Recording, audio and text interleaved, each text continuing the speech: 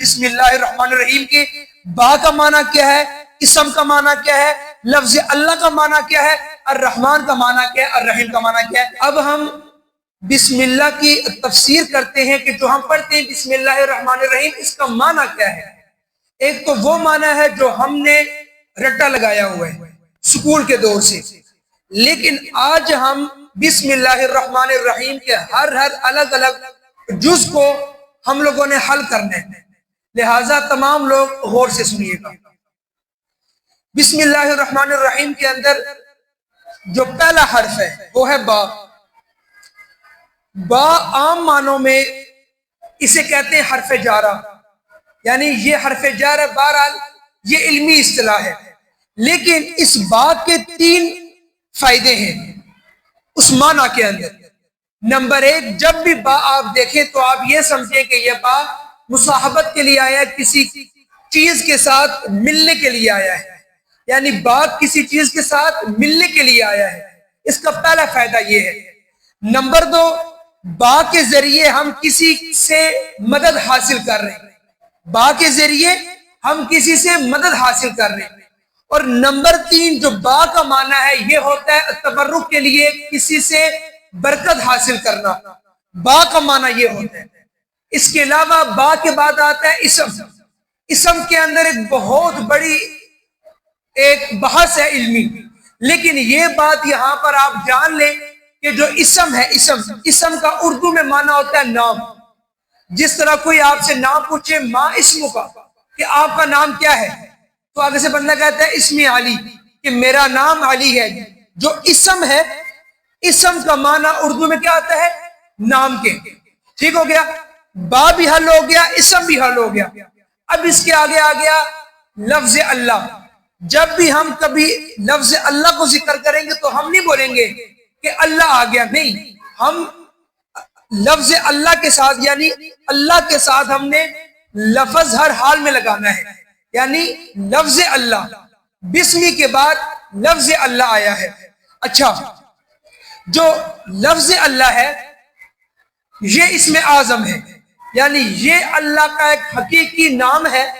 اللہ تبارک و تعالیٰ اور اللہ تبارک و تعالیٰ نے صفاتی نام کے علاوہ اپنے آپ کو جو مخاطب کیا ہے قرآن مجید کے اندر اور باقی آسمانی کتابوں کے اندر، وہ لفظ اللہ سے اپنے آپ کو متعارف کرایا ہے، لفظ اللہ سے۔ تو لہٰذا یہ اسم جلالہ ہے اللہ تبارک و تعالیٰ کا، یہ نام ہے، یہ اسم اعظم ہے۔ ٹھیک ہو گیا۔ اب اس کے بعد الرحمن اور الرحیم، یہ دونوں مطلب رحمت سے نکالے گئے، لیکن الرحمن کو بھی ایک ہی، یعنی کہ رحمت سے دونوں لفظ لے آئے۔ یعنی یوں بھی ہو سکتا تھا کہ اللہ مالک بھی ہے اور رحیم بھی ہے، یعنی اللہ خالق بھی ہے، رحیم بھی ہے، لیکن اللہ نے ایک ہی معنی کے 2 الفاظ لائے، اللہ رحمان بھی ہے اور رحیم بھی ہے۔ اس میں معنی کیا ہے، اس کے اندر کیا ایک حکمت تھی؟ تو یہاں پر یہ بات یاد رکھ لی جائے کہ الرحمن کے اندر رحمت کا عام معنی ہے، رحمان کے اندر رحمت کا عام معنی ہے، یعنی اللہ تبارک و تعالیٰ کی رحمت الرحمن کے اندر جو ہے، اللہ تبارک و تعالیٰ کی جو رحمت ہے وہ کائنات کے ذرے ذرے کے اوپر اللہ کی رحمت پائی جاتی ہے۔ اگر کوئی کافر اس دور میں کھانا کھا رہا ہے، یہ اللہ کی رحمت سے کھا رہا ہے، اور اگر کوئی چیونٹی کو اللہ تبارک و تعالیٰ غذا دے رہے تو اس کے اوپر بھی اللہ کی رحمت ہے۔ اگر کوئی مسلمان روٹی کھا رہا ہے، مسلمان اپنی زندگی، اپنی ہوا، اپنی سانس، اپنا پانی سب کچھ استعمال کر رہا ہے، تو اس پر اللہ کی رحمت ہے الرحمن والی، یعنی رحمان میں جو رحمت ذکر ہے یہ اتنی زیادہ رحمت ہے کہ یہ عام معنی میں ہے، یعنی کائنات کے ذرے ذرے کے اوپر اللہ کی رحمت آتی ہے۔ اب جو الرحیم ہے، الرحیم بھی رحمت سے نکلا ہے، لیکن اس میں اتنا مبالغہ نہیں ہے اس صیغے کے اندر۔ تو اس کا معنی کیا ہوگا؟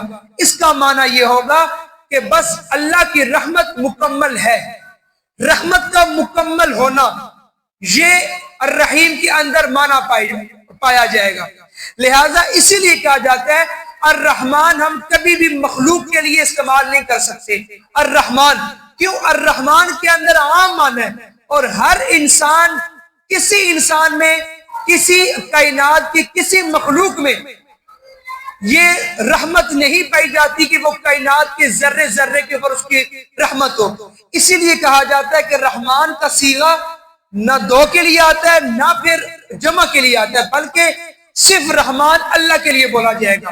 اور اسی لیے جو ہم معنی استعمال کرتے ہیں، یہ مسئلہ بھی غور سے سن لیں۔ ہمارے لوگوں میں معنی پایا جاتا ہے عبد الرحمن، فضل الرحمن، یہ معنی ہے رحمان کے ساتھ، یعنی یہ مضاف مضاف الیہ، رحمان کا فضل، رحمان کا بندہ۔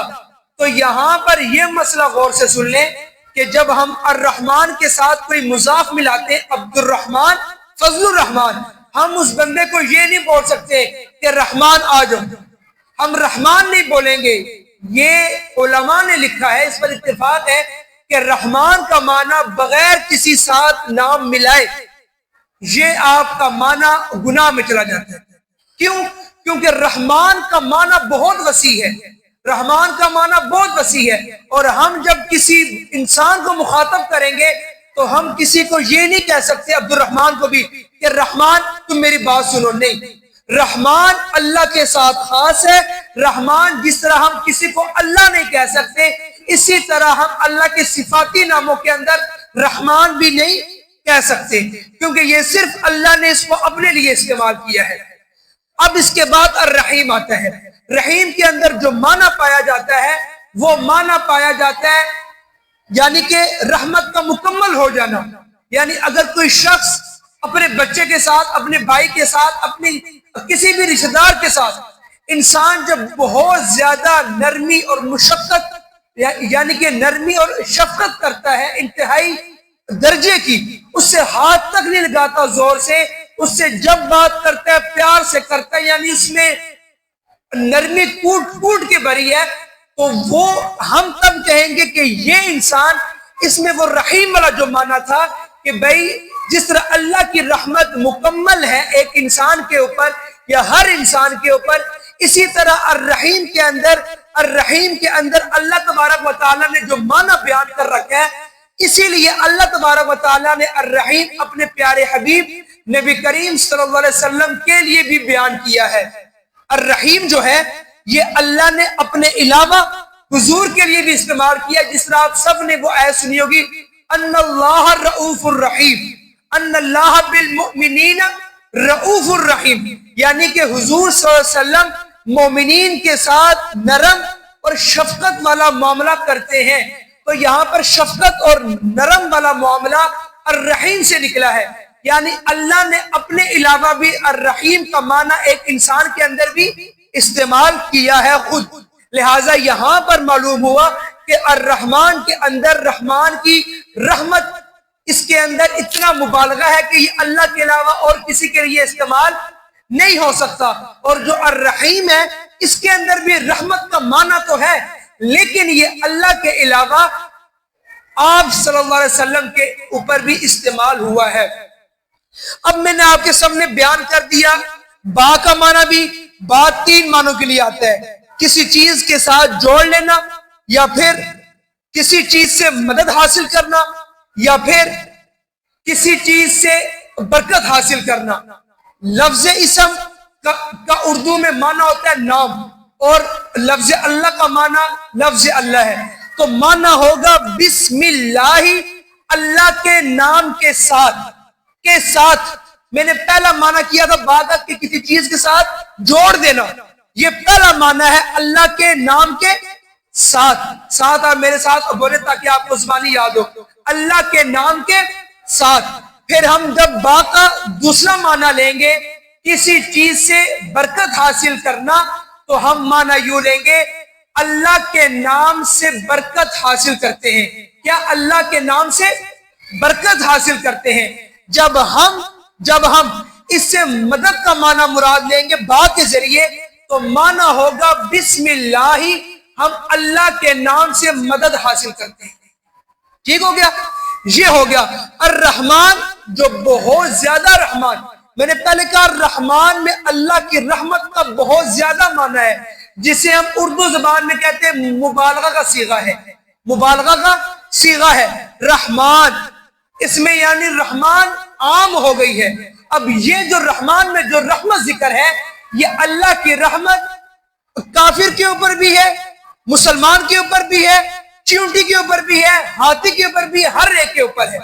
اور جو الرحیم ہے، الرحیم میں بھی جو رحمت کا معنی اللہ نے بیان کیا ہے، اس میں الرحمان والی رحمت بیان نہیں ہے، بلکہ جو مسلمانوں کے اوپر رحمت ہے یا پھر جو حضور کی رحمت تھی انسانوں کے اوپر، یہ اس طرح کا معنی پایا جائے گا الرحیم کے اوپر۔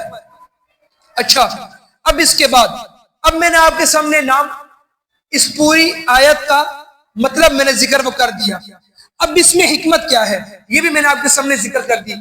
عبد الرحمن اور فضل الرحمن اور جو بھی ہم الرحمن لگاتے ہیں، اس میں کبھی بھی ہم نے کسی انسان کو جس کا نام الرحمن آتا ہو، ہم نے اس کو صرف رحمان نہیں پکارنا، بلکہ ہم نے اس کے ساتھ کوئی نہ کوئی نام لازمن لگانا ہے۔ ٹھیک ہو گیا؟ بہرحال یہ بات تھی۔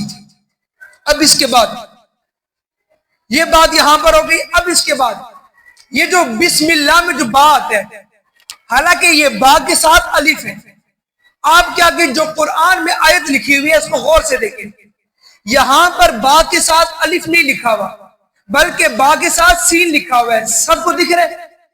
اب یہاں پر یہ بات ذہن نشین کر لیجئے کہ صرف اور صرف بسم اللہ کے اندر با کا خاصہ یہ ہے، صرف یہ با کی خاصیت یہ ہے اس جگہ پر، صرف اس آیت میں، کہ با کے ساتھ الف کو مٹا کر ہم نے لفظ اسم کے ساتھ جوڑ لیا ہے، ہم نے یہاں پر الف کو مٹا دیا ہے۔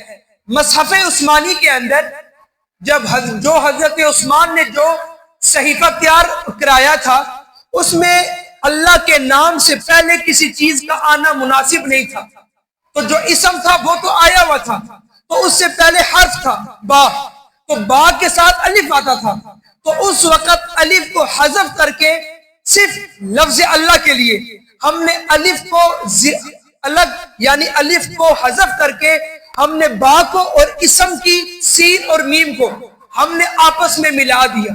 اصل میں تھا یہ با الف با، آگے سین اور میم، پھر ہم نے اس کو ملا کے پڑھنا تھا بسم، لیکن مصحف عثمانی سے یہ اس وقت صحابہ نے یہ رعایت ختم کر دی کہ جس لفظ کے ساتھ لفظ اللہ آ جائے شروع میں، تو ہم اس سے پہلے کوئی اور لفظ استعمال نہیں کر سکتے۔ اگر با ہوتا اور اس کے ساتھ الف ہوتا تو پھر یہ مطلب ہو جاتا کہ با الف الگ معنی، اسم الگ معنی، لفظ اللہ تیسرے درجے پر آ رہا ہوتا۔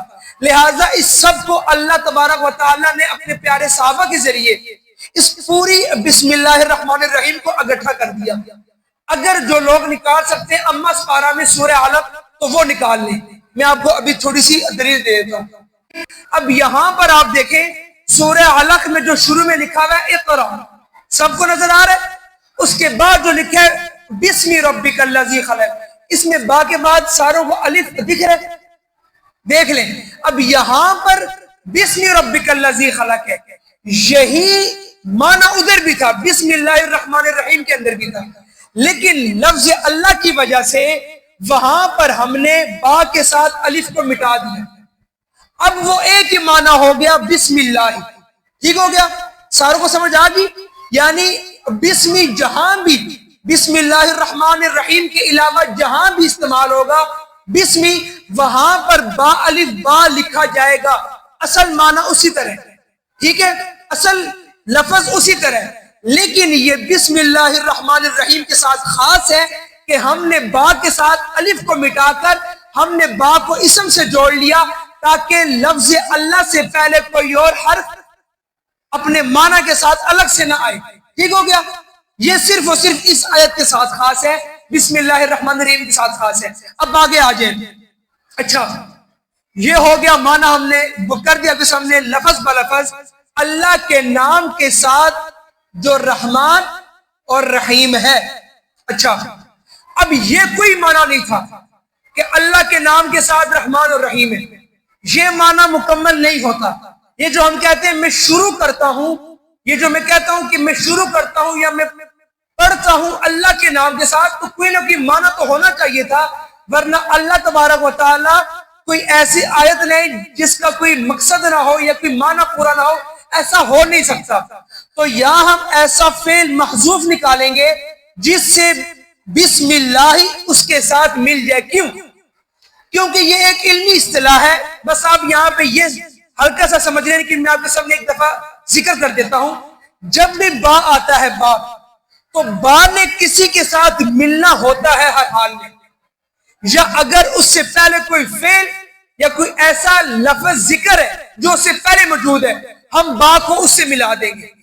اگر کوئی ایسا لفظ موجود نہیں ہے تو ہم اس کی جگہ اپنی لغت میں، ہم اپنی زبان میں وہ لفظ نکالیں گے، ہم وہ لفظ نکالیں گے۔ با کبھی بھی اکیلا اپنا معنی نہیں دے گا۔ اب آپ خود سمجھیے، یہاں پر ہے بسم اللہ، اللہ کے نام کے ساتھ۔ کیا ہے اللہ کے نام کے ساتھ؟ ہمیں نہیں معلوم، لہٰذا ہمیں تب معلوم ہوگا جب ہم با کے پیچھے کوئی ایسا لفظ لائیں گے کہ با کو ہم اس کے ساتھ جوڑیں۔ پھر ہم یہاں پر جو عربی زبان ہے وہ پھر اس جگہ پر دو لفظ لاتے ہیں، ابداؤ میں شروع کرتا ہوں، یا اقرأ میں پڑھتا ہوں، تو یہاں پر ہوگا اقرأ بسم اللہ الرحمن الرحیم، میں پڑھتا ہوں اللہ کے نام کے ساتھ جو بہت زیادہ رحمان اور رحیم ہے۔ میں شروع کرتا ہوں اللہ کے نام کے ساتھ جو رحمان اور رحیم ہے، میں شروع کرتا ہوں اللہ کے نام کے ساتھ جو بہت زیادہ رحمان اور رحیم ہے۔ یہ اب معنی ہم اس لیے استعمال کرتے ہیں۔ اب یہاں پر یہ سمجھ لیجئے کہ تعوذ کا معنی کیا ہے۔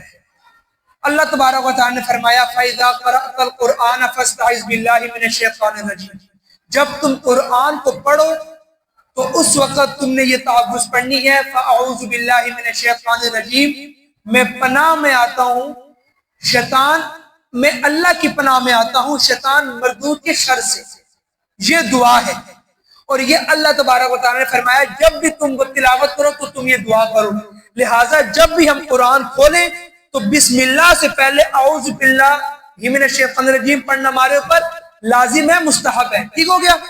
ہاں، اب ہم تلاوت کر رہے ہیں، تلاوت کے درمیان میں کوئی سورت ختم ہوگی، اب ہم نے اگلی سورت ملا کے پڑھنی ہے، تو اس وقت ہم نے اعوذ باللہ دوبارہ نہیں پڑھنی، بلکہ اس وقت ہم نے صرف بسم اللہ الرحمن الرحیم پڑھ کر اگلی سورت میں چلے جانا ہے۔